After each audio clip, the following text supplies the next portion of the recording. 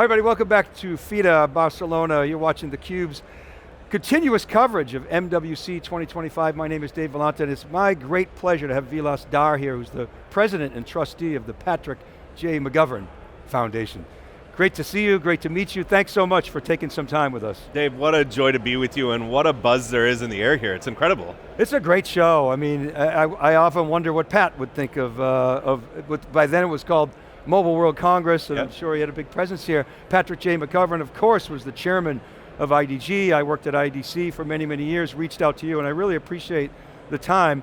I don't know much about the foundation, but I'd love to hear more about it, your role, and what your mission is.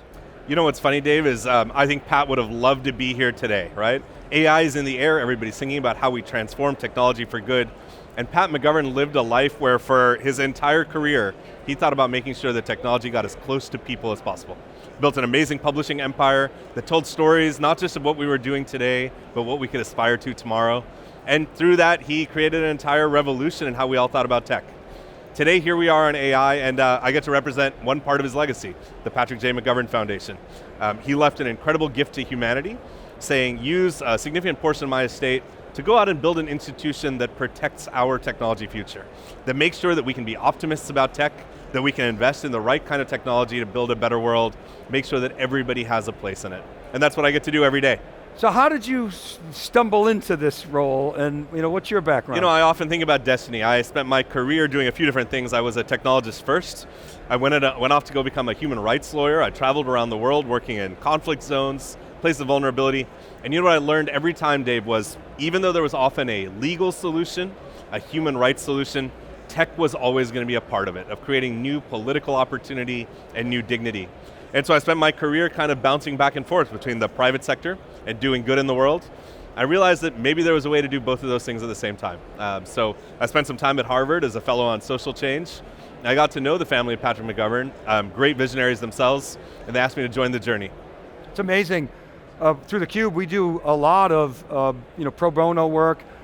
Just recently, we're working with an outfit called Life Calling, run by John Mack. Sure. And their whole mission is to, how do you preserve humanity in the digital age? Yeah. It's so often, we forget about our humanity, and that's similar to kind of your mission, isn't it? Similar, and I'll tell you how we really thought about this, is for so long there's been a world of civil society, of people who take on great challenges like healthcare and education and climate, but often they sit very far away from where we have technological innovation. And we have to bridge that gap in a meaningful way. So as an institution, we do three things. One is we help nonprofits and civil society use AI to do amazing things around the world. From helping small kids in small classrooms get personalized tutoring, to making sure communities know what the impacts of climate change will be. But what we've learned is there's more to do than that. It's not just about using AI, it's about shaping AI for our future.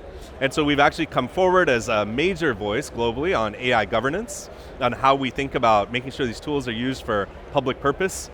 And maybe kind of most interesting, we also work on thinking about what the future might look like and what we need to build, not just in technological innovation, but in human innovation of our systems and institutions to make sure that world works for everyone.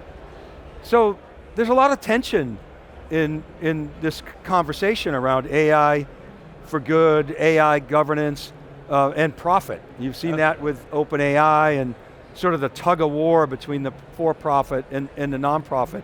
What do you think of that, but more importantly, how do you think the industry can and should reconcile that tension? I think you're right that we often perceive that tug of war that you talked about, but it's the wrong game to be playing. Look, I have a deep commitment to the idea that the private sector is our engine of innovation. It builds amazing and inspirational things. But innovation without heart and soul doesn't mean very much. And so what we need to do is figure out how we innovate new technologies that solve real problems that people face today and they might face tomorrow. These are the kinds of problems that are in the news every day. War and conflict, climate change, the access to food and basic health supplies. In a world where we're able to use the best of what we can think of to do the best of what our moral compass defines, that's the future I want to live in. And this is where I think the world needs new institutions, right? The private sector, I think, is an incredible driver of this kind of work. And government, instead of trying to regulate the private sector, meaning they react to it and try to bound and constrain them, should be thinking about building new visions of potential futures. How do we invest in public capacity? How do we think about creating compute as a public resource? How do we make sure that the data we gather in the world represents everybody inclusively? And maybe most importantly, Dave, and I know this is something you're passionate about, how do we invest in training a new generation of technologists that recognize that you can use tech for public purpose at scale? This is what we do day in and day out at the foundation. We try to figure out how we transform systems at scale. We deploy capital, again from this great gift that Patrick McGovern gave us, but we do it through a set of hypotheses about what the future could look like. Well, that was one of his 10 principles, was invest in your people through training. Pat, Pat had these 10 principles, and he used to come to our company meetings, and he would hold little quizzes like, what's principle number 7? I love it. And we used to show up, we'd have the cheat sheet, just in case he called on us. But the reason I bring that up is because you see so many of Pat's principles, like the decentralized organization. He would treat everybody in his company like they were their own business, their own CEO. He wanted us to be very close to customers because that's where the best information was.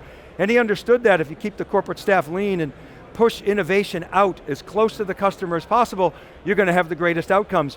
I hear so many organizations now thinking about that virtual organization, the decentralized organization, and he started that in the 1960s. Yeah. Well, what I'll tell you, Dave, and this is the magic of it, is his life philosophy, those principles translate so effectively, not just across for-profit companies, but across the civil society sector as well. We live a number of his values, that let's try it attitude that I know you think about. The idea of good news, of appreciating our people and making sure that they are right at the center of the change they want to create in the world. Of recognizing that lean institutions often drive great performance, and knowing that we have to trust our people and our partners to be able to go out and do the good work in the world. It's a way of doing business, sure, but I think in many ways it was a way of living life for Pat, and it's one that we try to emulate every single day. Well, he certainly was an optimist, and you mentioned good news. Yeah. So Pat used to have these memos, back before email and internet, you'd get these inter-office memos and you'd open it up, and it was this piece of paper and it had a logo on it, a rainbow, and it said good news. Yeah. And Pat would recognize something that you did. And we used to staple them, put them up on our cubicle or in our offices. People were so proud of them. Pat touched everybody in that way. And I come back to Optimus. There's so much in the news, so much negativity about the negative potential for AI and how it's going to eliminate jobs. And I know Pat would have believed that it's going to create opportunity, it's going to create jobs. I wonder if you could just talk about his and your philosophy on AI optimism. Yeah, to this day, by the way, Dave, when we send out a grant announcement or a note to one of our partners, it starts with the headline, good news. But I'll tell you what, I'm coming to you, I was in Davos earlier this year, then I was in Paris for the AI Action Summit with President Macron, and then I was at the Munich Security Forum. And what I saw through that was an evolution of an AI conversation that has really shifted over the last few years. I think we all started with curiosity, and then at some point, unbridled and maybe even naive optimism. And then there was a period of existential dread and risk. But throughout, those of us who have been in AI for 25 years and recognize social change, recognize the need for a pragmatism about AI. That what we needed to do was not worry about the emotional swings of the space, but recognize that if we built these tools with consistently, if we built them with moral compass, they would change everything for the better. Pat always talked about kind of thriving and sustainable and equitable futures. This is really where I come from. Look, I'm an AI scientist by training. I've spent my life in tech. I know that if we invest in these tools properly, we can transform the way we think about, sure, healthcare and education and climate we've talked about, but also human inspiration and creativity. Our ability to envision brand new things, our ability to explore our solar system, our galaxy, the universe, so many things in front of us. But what we have to be careful to do is make sure that we actually put our hands on the wheel. AI can't drive the ship for us, right? We have to take it where we want it to go. We have to explore new boundaries and coasts. And the idea of making it self-sustaining, again, that was always Pat's mantra, his belief, his vision. He never took a dime of outside capital. Yeah. And he, again, treated us, okay, here's the business, go grow it. Yeah. Figure out what resources you have. Go get money from customers, and or figure out how to create from a whole cloth. And we learned how to do that. He had a saying he always used, it was, the best is yet to come. Best is yet to come. He would always end there, and it's true, and that is true today, isn't it? Well, what I tell you, Dave, is I never had the great pleasure of meeting Pat McGovern, but I've known him through his family, through the reflections from the many people that worked with him over his career. I'm going to tell you down to a T, every single person speaks about him in this almost mythical way. He was a leader of a business in a time when he expressed those characteristics of integrity, of character, of vision, of optimism. I think there's a lot for us to learn from him. But I think at the end of the day, and every meeting that we have inside the foundation ends with the same sentiment: the best is yet to come. Leo DeRocha had a saying that, nice guys finish last. Pat proved that wrong. Absolutely. There's no question about it. I mean, here's a guy who flew coach, right? That was I remember the Wall Street Journal One of his traditions article. we still continue today, by the way. So I'll make you laugh. So Pat would fly coach, and you'd be on a plane every now and then with Pat because he lived on planes. Yeah. And he would have a stack of magazines, Computer World and Info World and PC World, IDC reports, and the whole flight he'd be going through. He had his little tape recorder, and then you'd get one of these good news, he'd read something that you wrote. I remember, I'll make you laugh, Vilas, one time I upgraded on a United flight to California. Lori McGovern was sitting next to me. She sits down next to me. We looked at each other. We upgraded, on our own dime. We were laughing. Oh, so funny. It would be funny if Pat was in the back of the plane. But this is who he was. But you know what? He was so humble. And he was a big man, by the way. Yeah, no, it was a humility of purpose, right? It wasn't a humility of identity. He just knew that he had a mission to accomplish and he was going to do it. And we try to live that today. I still have the same experience. I sit in the back of a plane with my laptop out and work the whole way. But when you focus on the change you're trying to create in the world, none of that stuff matters. Yeah, you do it because it creates joy in the world. And this man had a belief and a vision. We were talking earlier about the way he literally talked his way into China. That's in right. the 1970s. I remember him telling me the story. He was on a trip in Japan, and he booked a flight to China, and somehow talked his way in. He didn't have a visa. We weren't allowed to go into China. He said, I'm just transferring.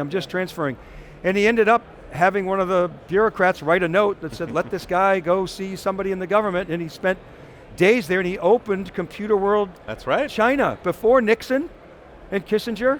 I mean, really remarkable individual. And he opened Computer World Antarctica. Yeah. It's a story we talk about all the time, and I have to ground us in the geopolitical reality of today. I told you I came from the Munich Security Forum. I'm here with a number of telcos from around the world that are seeing borders closing in a little bit, right? Feels like the world maybe is moving into a space where it's just a little bit more fragmented, a little bit more isolated. But Pat always lived a world where he said, if I can get there, I can find a relationship. And if I can find a relationship, I can build a business. If I can build a business, I can change the way people interact with the world around them. I think we have to live that today, and we think about it all the time, right? That technology is borderless. The policies that govern it are going to happen through multilateralism, and the only way that happens is human-to-human exchange. We have to make sure we connect with each other in a way that we can actually name what a shared vision is. And when we do, we can have a conversation about norms and rights, principles and practices, about how we build the institutions that create that future. I love, Vilas, that you're bringing humanity into technology. Pat would have loved that. What do you want to be able to say, let's say 12 to 24 months from now that you're not able to say today? It's the perfect time period. I think 10 years ago, you might have asked that question and say, what do you want to say in a decade? But with the pace of accelerating change, we know that we're on 12 to 24 month cycles. I think it's very easy to say it. I want to make sure that AI isn't just the story of a few companies that are building for innovation's sake. It should be a story of humanity coming forward to build for each other, to build solutions to the problems we all face today, to know that we have distributed access to AI everywhere on the planet, and to make sure that we bring the very best of our shared imagination to defining what this future might look like. Vilas Dhar, I can't thank you enough for coming on, and the best is definitely the best is yet to come. Absolutely. Really appreciate it. All right, thank you. Thank you for watching. Keep it right there. I'll be right back with Savannah Peterson and Bob LaLiberte. You're watching theCUBE at MWC 2025. Be right back.